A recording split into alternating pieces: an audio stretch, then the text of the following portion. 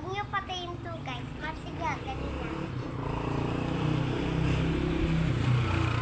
Marami kaming bibig. Also, if you love your family guys. Dalawa lang sa akin mga guys. Ito na. Ang bago. Kukuha ko na bago.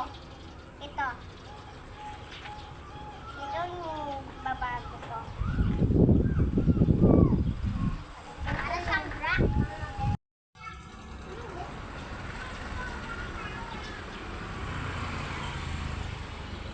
Mga besties, huwag kayong magpatay nito. At bakas kayo nag-comment. Uy, mga besties, huwag kayong mag-comment.